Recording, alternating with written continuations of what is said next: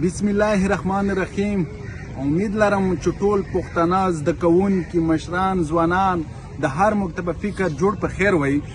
زمونږ ځوانانو مشرانو سټوډنټس تاسو ته به معلومه وي چې زمونږ درنه نن شلمه ورځ پوره شوه چې دلته پښتون طلبه په دا یخني کې په دا بارانونه کې دلته ناست دي. د دې عوامو طلبه ده چې زمونږ دوه طلبه عدنان وزیر حبیب وزیر دا د رها کړلی شي، خو په دې ملک کې دومره بېحسي ده، دومره لاقانونیت دی پکې چې په صوبه کې او په فیډرل کې تر اوسه پورې مونږ ته صوبایي حکومت ذمهوار کس نه دی راغلی او صوبې بیخي ریسپانس نشته. او چې کومه ورځ نه مونږ ناست یو مونږ ښه پر امنه طریقه باندې مونږ ښه پر امنه طریقه ناست یو، مونږ ورته وایي چې مونږ سټوډنټ څه جرم کړی وي، څه ګناه کړی وي، ستاسو قانون ستاسو عدالتونه دي په هغې کې تاسو پیش کړئ، ستاسو قانون جوړ دی هغې مطابق تاسو سزا ورکړئ. خو ریاست چوپ ته، صوبه چوپ ته، حکومت چوپ ته. بدقسمتي دغه ده چې دلته وزیر اعلی صاحب او دای و صوبه نه بله صوبه ته تللی شي، هغې ویزټ کولی شي، خو دلته دغه زده کوونکي چې په دې یخني کې ناست دي او د دغه ځای ته دی نشي راتلی.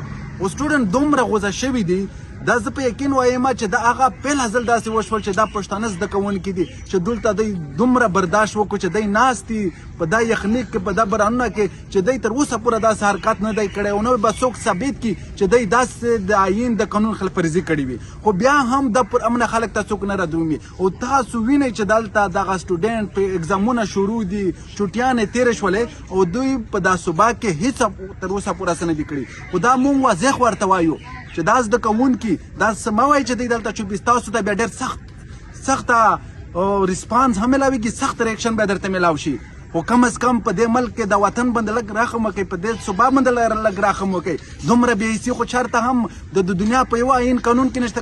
کوم چې ته وایي چې اسلامي او جمهوري ملک دی، دلته کوم جمهوریت دی؟ نو دلته مونږ ذمهواران ته نن هم وایي چې تاسو دا هغه سټوډنټ ته راشئ، د دې مطالبه ومنئ، د مونږ سټوډنټ رها کړئ.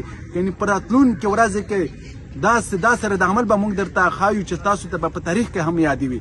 نو مونږ ټول مشران ځوانان زده کوونکي ته وایي چې ملګرتیا هم وکړئ، تاسو په سوشل میډیا باندې مونږ سپورټ کوئ. نو مونږ ستړي نه یو، مونږ مزاحمت به جاري وي. نو ټولو ته مونږ دا ریکویسټ وي چې تاسو زمونږ ملګري شئ، زمونږ پیغام خپل پیغام شمار کوئ. نو چې تر څو پورې په مونږ کې ژوند وي، چې تر څو پورې مونږ دلته په دې خاوره باندې اوسېږي، مونږ به د مزاحمت نه راکوي چې چېرته وایي ټول راته آباد او خوشحال اوسي.